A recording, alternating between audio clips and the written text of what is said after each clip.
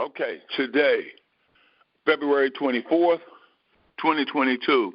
This is class number 329. The title is It's All Good. Number 329, It's All Good.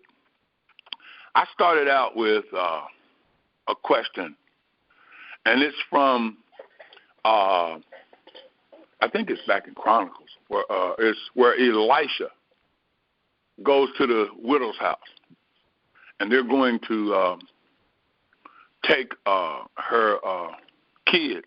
The king is going to require her kids because her husband is gone. She has no way to pay her bills, and she's trying to make ends meet. She doesn't have any way to do it.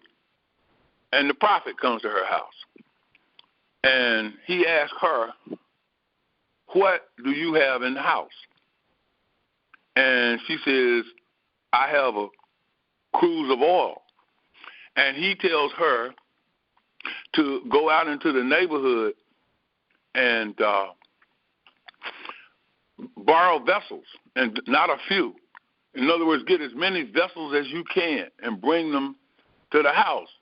And then take the cruse of oil and start to pour. And there's one specific that he added to it. Bring the first one to me.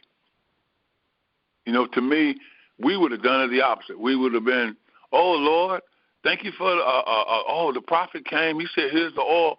We're going to pray over this oil. Thank you, Lord, that this oil is going to do this and it's going to multiply." And then we're sitting around waiting for it to multiply, waiting for it to do whatever. But he told her to just go get the oil and start pouring. And the first one, bring it to me. I want to let you guys know about something that has recently happened for me. And that is,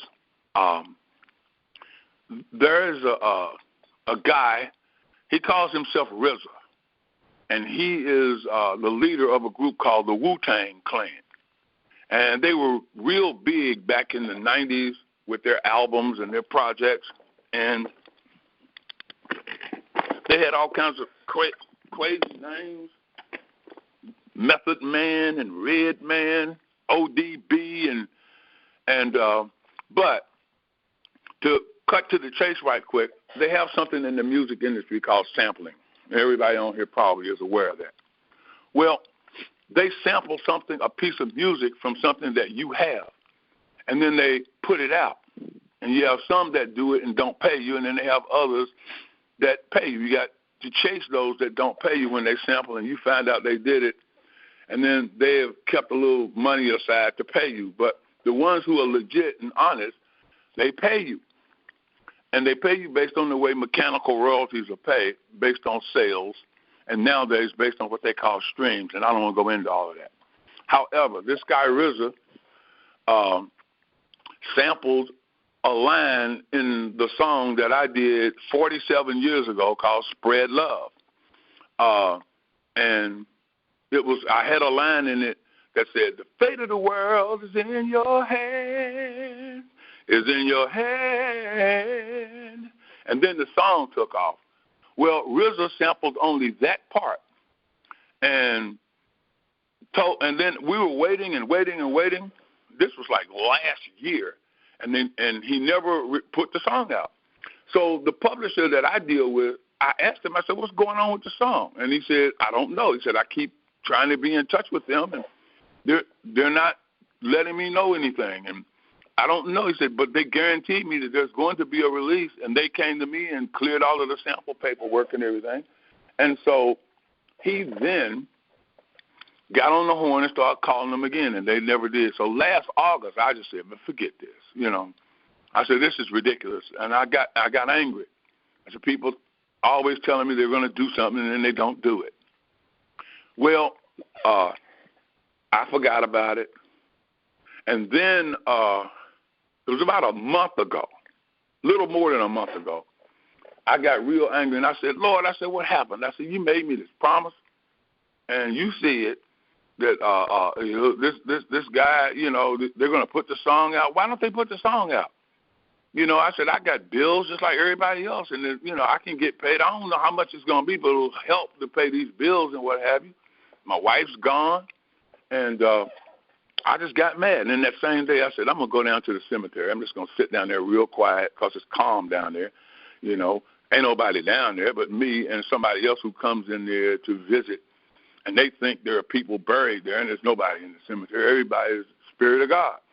So I said, I'm going to sit quietly down there, and while I was there trying to be quiet, I still had that anger. And I was like, I'm just, this is unfair. I get a gift, and then I do this, and I do that, and then they make promises, and then they don't keep them.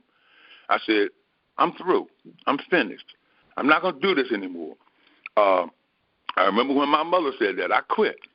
I remember when Sister Sledge did that. The girl said, I quit. I'm through. This is crazy. I'm not going to keep running after this thing. I'm done. And I came home, and I forgot about it. I'm going to tell you something. When you totally forget something, and something that is real and righteous and good, that's what you have in the house. You totally forget it, and your house is consciousness. And last Saturday night, I was just sitting there, and I heard this little voice say, something really nice is going to happen to you for your birthday. And I said, yeah, right. Okay. Been there, done that, right? Sunday morning, I got up, and when I woke up, that same voice, something really nice is going to happen for your birthday. And so I said, yeah, okay, really.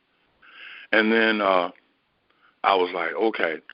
I got on up out the bed, got my stuff together, went out jogging, came back, took a shower.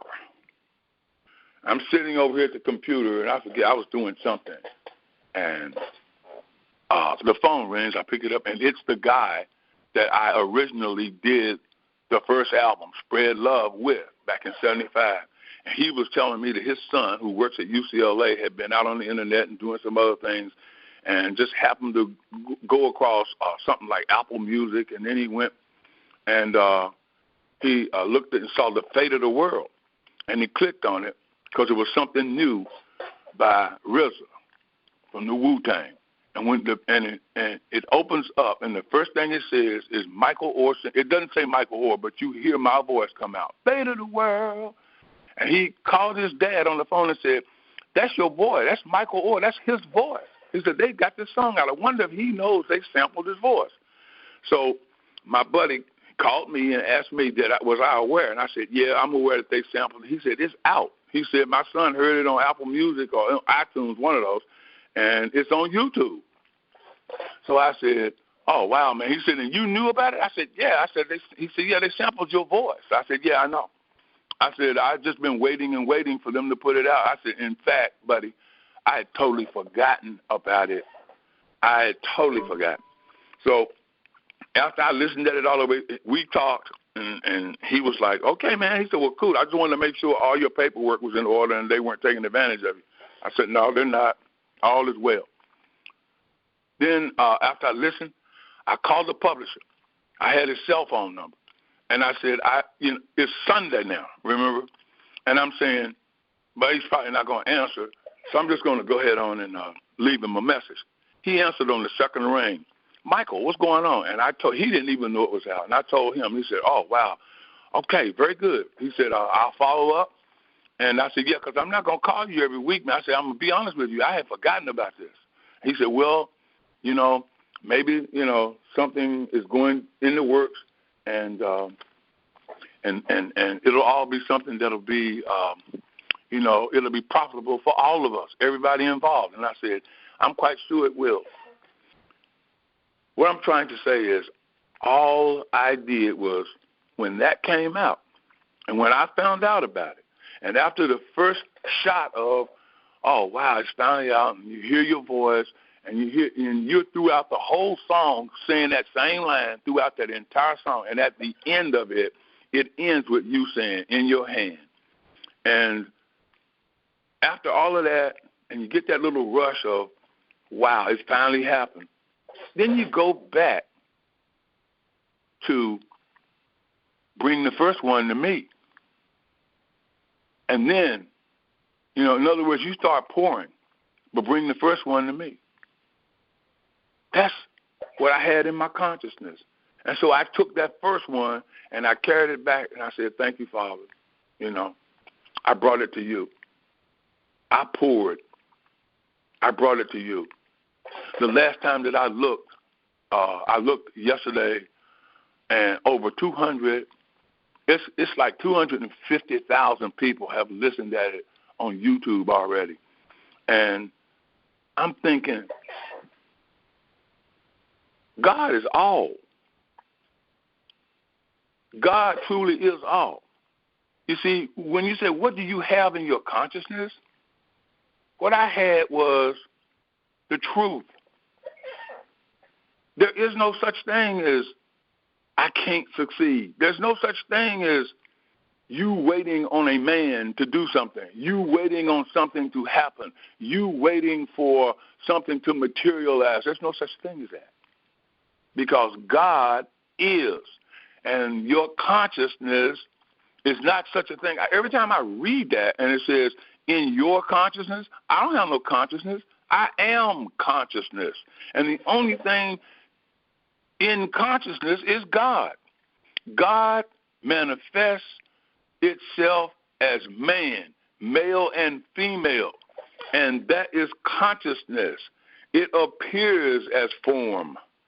And once I can understand that and know that, that means what do I have in my house? What do I have in me? Because I am my house. And what I have in me is God. And the very ideas of spiritual truth, the ideas that are of form, the ideas of doing something wonderful, the idea of loving my neighbor as myself, the idea of give and it will be given unto you, the idea of knowing the truth and being free, that's what I am. That which I'm seeking, I am. So within me there is, Psalms 112, wealth and riches shall be in this house. Wholeness, success. There's no such thing as failure in God. I am consciousness. I don't have a consciousness, because that makes you think that you have something, that you are filling up with something. What you have is you. That's it. And in you is all of God. And God is the inside, and God is the outside, and nothing can be put to it or added, and nothing taken away. God is all. So the fact that one success of, the man sampled my voice and put it on his record. However, there's no man. God sampled God's voice and put it on a record that was God's idea, and God brought it to himself first, just like Jesus took the fish and the loaves and said, thank you, Father, and then gave it to the people to pour out. And it fed everybody on the mountain, and 12 baskets left over. That is the law. There's no man out here selling anything to anybody. There's nobody out here trying and working real hard and trying to accomplish something. There is God who has already accomplished something. That's like my post today on Facebook. If we see God where discord appears, it won't be discordant very long. Look up. The fields are ready to be harvested. The fields are already ready to be harvested. To be harvested means to be realized. This stuff is fully grown in me. It was my job as the son, no gender, to realize this, and it starts pouring out. It just starts pouring out. But bring the first one to me. What does that mean? That means realize I'm the one doing the pouring. Acknowledge me in all thy ways that I will direct your paths. God is all. What's in consciousness? What's in me? You begin to bring into your experience that which is in you. When you know that there's nothing in you but the truth, nothing in you but God, then you just keep bringing it into your experience. So you keep saying, well, there's fear in me. There's doubt in me. You may not be saying it visibly or physically or consciously. That's a better word. You may not be saying it, but when you start shying away from stuff, what are you saying? When you start backing up off stuff, what are you saying? When you start getting afraid of certain things out here and what might happen over in Ukraine, and what happens if you realize the reality that error is nothing, that discord is nothing? You can't add discord to God. And God is what you are, because you are consciousness, and God is manifesting itself as us, as you. So when I sit around, I look at stuff and go, man, I sure don't want no more of that. I'm saying that I don't want any more of is a reality. And what am I saying? I'm pouring that. I'm bringing more of that into my experience because I keep treating it like it is something, like it makes sense, like it's a reality. But the moment the thought comes to me, I don't want any more of that in my experience, then I think about, well, what is the that I'm talking about? And that is nothingness. So you know what? It's nothing, so I don't need to even pay any attention to it. It's like Susie and I were talking yesterday, and she was saying, God is all. I said, yeah, that's true. For real. God is all. And then I went on and I said to her, just think about it. What you put your attention on is what you start manifesting. So you don't really pay any attention to 2 times 2 is 5, and she just fell out laughing. So you pay no attention to that. You pay no attention to somebody coming up to you and saying, you owe me $5 million. You just look and laugh and go on. But you pay a whole lot of attention to, man, my wife made her transition. Her Social Security check is not coming in anymore. I don't have a job. I've turned all the paperwork over. I've done all the beneficiary stuff and what have you. Is it going to be enough to keep everything going and pay the house notes and pay the bills and what have you? And you pay attention to that. But when you stop and say, wait a minute, I'm not carrying any of that in me. God is supply. That means I am supply. God is truth. I am truth. So why am I paying attention to this error, these mistakes? There's no such thing as will I have enough. I am enough. I'm pouring. I'm not just saying stuff. I can realize it. I understand. That stands under my expectation. What is my expectation? To keep walking in the earth as the fullness of what God is, because God is appearing as me. So what do I have in the house? Me. That's what I got in the house. Me. I am that which is one with God, because God is all, and you can't add anything to God. God is in every situation that you find. I cannot find a situation where God is not, because God is everywhere. God is everywhere. Our Father, that means Abba, Daddy, which are in heaven. The Aramaic is, which is everywhere throughout the universe. Why? Because God is the universe. Bring it to me first. Then go sell and pay. Doesn't that tell me that if I brought the first of my fruits to God, doesn't that mean that I paid off all the debts that I'm supposed to pay off and I'm free? If I brought the first gift to God, that means everything else was already worked out. But bringing that first gift to God opened the eyes of the blind. And then you see, and then you realize, I am consciousness. That's the thing that's necessary to realize. I am consciousness. And the only way discord is going to disappear, the only way I'm going to know the nothingness of discord is to know I am consciousness. I am not discord. I am harmony. I am love. I am not making just an affirmation. I see this. I know this. I think this. I say this. This is the reality. I realize who I am. It's just like realizing water is wet. Somebody tells you water is not wet, and you look at them. That doesn't make any sense. Water is wet. It's as simple as that. Now, you don't go around fighting with why water is wet, or he said water is not wet. Who said water is not wet?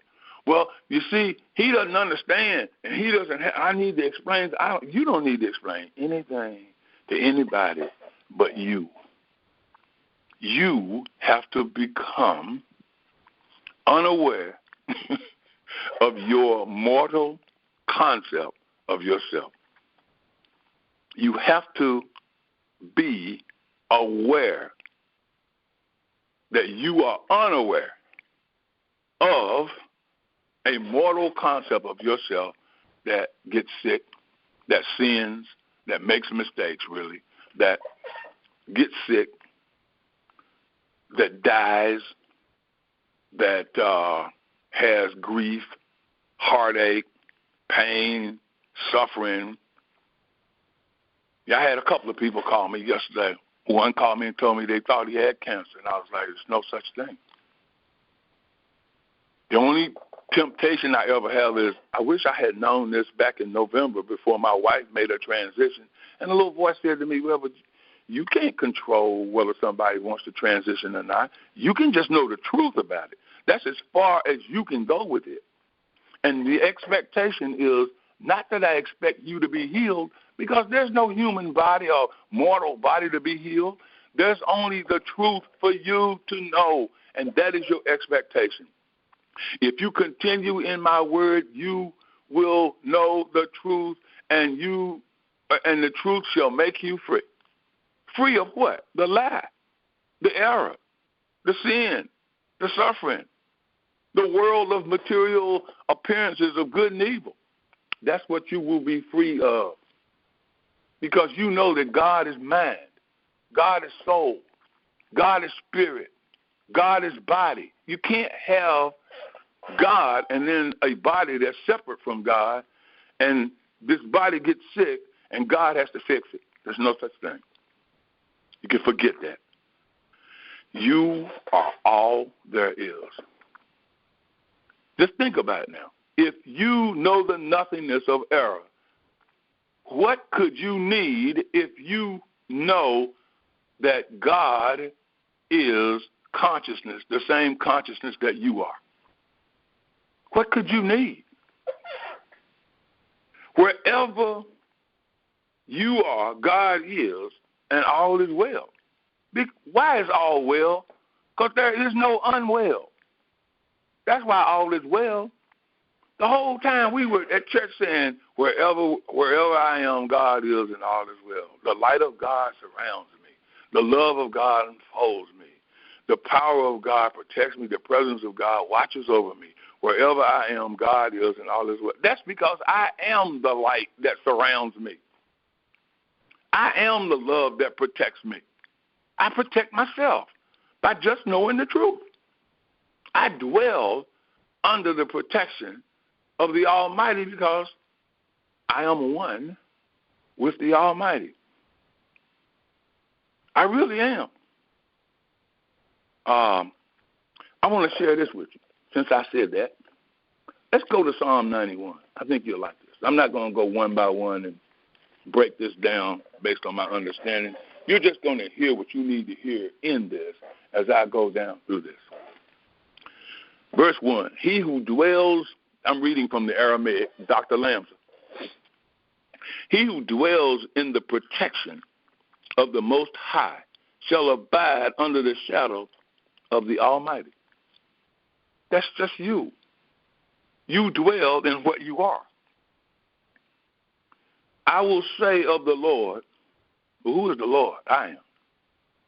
He is my refuge and my fortress, my God. In him will I trust. You're trusting in the truth that you know that you are. Surely he shall deliver you from the snare of the fowler and from the vain gossip. Now, how many people get out here and depend upon defending themselves against vain gossip? People talking about you. You know, I say this lovingly, and I say this sometimes it's just a joke. Cynthia's cousin comes over a lot, and he and I sit and talk and what have you. I said, you remember what your relationship has been with me and Cynthia's family from day one back in 1969. From when we got married, you know, he was like, yeah. He said, they don't like you, man. They just, I don't know what it is they had against you, but they just don't like you. I was like, that's right. And I really don't see them that often anymore. But when I hear that something is wrong, one of them is sick, somebody in their family is not doing well, I know that there's no truth to that. I know that all there is God. In fact, Cynthia has one uncle right now, but he and I, we had a pretty decent relationship, and I've been going to see him. He's been appearing to be very sick with seizures and some other things over the last couple of months. But one the other day was like he got sick again, from what I understand, and they rushed him to the hospital. And he's been there for over a month now, about a month. And I was thinking about him. I was sitting out there in the chair. I usually had a TV on, but I cut it off. And I was sitting there quietly, and his name came to my mind. And I said, there's no sick man. God is all there is. I can't control what happens to him. I can't change his mind. I can't have any expectation about any expectation about anything out here that is considered to be material or mortal, because I know that God is not mortal. God is not material. God is infinite mind. So therefore, there can be nothing wrong with God. And I just got quiet. And yesterday, as I was going through my emails, and then I got a text message, and I opened it up, and it was from his daughter. Update. Things appear to be going really well, and da-da-da-da-da, and they're going to move him now to a rehab center, and this, and this. And I just wrote back and said, God's grace be with him for the next step of this journey. And she wrote back and said, amen. And we were done. He will cover you with his feathers, and under his wings you shall trust. Doesn't that sound like that's you?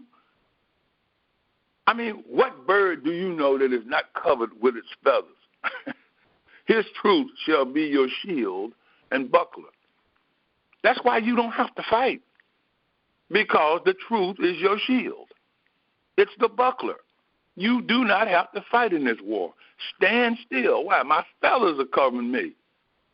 You shall not be afraid for the terror by night, nor for the arrow that flies by day, nor for the conspiracy that spreads in darkness, nor for the pestilence that wastes at noonday.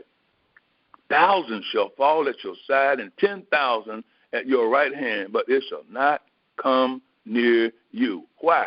Because it doesn't exist. It is not real. It cannot come to you, because you know the truth and you are free of vain gossip. Only with your eyes shall you behold the reward of the wicked. Who's the wicked? Those that totally believe in sickness and disease and sin and death and darkness and all that kind of stuff, and hell and all. You know, people will fight you. You know, my brother, and I tell you that all the time. There's a hell. Why? Because they have to have a devil. Why? Because they have to blame somebody for their misfortune. And then they can't stand what's going on with you, because you say there is no misfortune. But the moment I start realizing there's nobody fighting with me, that's what Jehoshaphat realized. You will not have to fight in this battle. Stand still and see the salvation of the Lord. That's what the woman that they were going to stone realized. Where are your accusers? I don't have any. When you know within you, which is consciousness, that you have no enemy, they leave you alone. But the more you keep bringing up those who are opposing you, those who are coming at you with vain gossip, those who are coming at you trying to tell you you don't know what you're talking about, as long as you keep sharing that within yourself, You're going to keep bringing those conversations in the forms of people who need people, the unluckiest people in all the world. For thou, O Lord, art my trust. Thou hast established thy habitation in the highest. Do you see that? Your habitation is in the highest. But once you're in the highest, you can't get in the lowest. You can't go anywhere. You already are the field which is harvested. There shall no evil befall you, neither shall any plague come near your dwelling. I mean, that's just plain. Why can't evil befall you? Why can't a plague come near your dwelling? Because there's no such thing as an evil that can befall you. There's no such thing as a plague. God would have to have made it, and God doesn't. All God is saying is, in this illusion, see me for who I am. That means you're seeing you. For he shall give his angels charge over you to keep you in all your ways. And they will bear you up in their hands. The fate of the world is in your hands. Well, you're just like Jesus. You're an angel. And you are conscious. You are bearing up your apparent self in case your apparent or appearing self dashes his foot against a stone. You are what your apparent self is trusting in. You shall tread upon the viper and adder. You shall trample underfoot the lion and the great serpent, because they don't exist. There's nothing that you can be afraid of, because God would have to be afraid. Because he has loved me, therefore will I deliver him. Oh, whoa. It looks like David changed the way he's talking here now. First it was somebody else who was doing something, and then it was not. What did he say? Because he has loved me, therefore I will deliver him. I will set him on high because he has known my name. It sounds like now the spiritual you is talking to the apparent self, and it's saying, you know what, Michael, you love me. I am the I, the me that Michael loves. And I will deliver Michael. I will set him on high because he has known my name. What is my name? Hallowed, holy, wholeness. There are no cracks in my armor. I am the truth, and Michael is trusting that which I am. He shall call upon me, and I will answer him. I will be with him in trouble. I will deliver him and honor him, and with long life will I satisfy him and show him my salvation, my deliverance. I am going to show Michael. Bring one to me first. Hey, Mike, bring it to me. Mike, bring your little new sample, your little new record, the thing that the man did. Bring that to me. I am answering Michael's prayer. I am the Father, O One. I am that pure, perfect I. There's no other. I am all. It's all good, y'all, because I am good, and I am all. So when I look out here and I see the world of appearances, of good and evil, I know it's a dream. Michael is dreaming. Michael is looking out here and seeing new cars, old cars, people sick, people dying, people who aren't spiritual, people who aren't going to any length to love their neighbor as themselves. Michael is seeing all that. People poor, people broke, people rich, people with too much, people with not enough. Michael is seeing all that. But I am answering his prayer. I am saying to Michael, there's no such thing as that. Mike, wake up. Mike, you're dreaming. Wake up. I am all there is. So just like the post that you posted the other day, God, I am looking at me. through the eyes of every person on the face of the globe, whether they know it or not. Because I am all there is. There is no such thing as something that is separate and apart from me. I created all, and everything that I created, I called it very good. I am resting.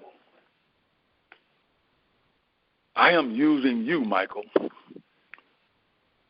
to bring good where it appears to be changing forms of mortal good and evil, good and bad, one doing pretty good, one doing not so good, one not understanding, one who understands.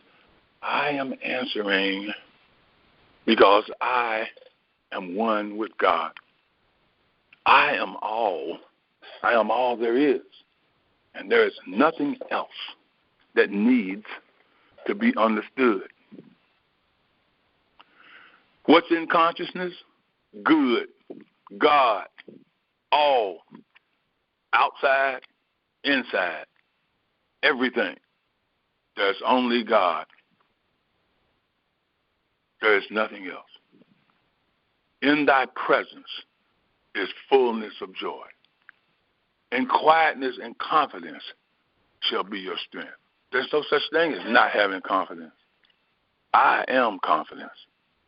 And I have given Michael, I have given, and you just put a name, whatever name you say, I have answered all those prayers because I have harvested the fields. Amen. And so it is.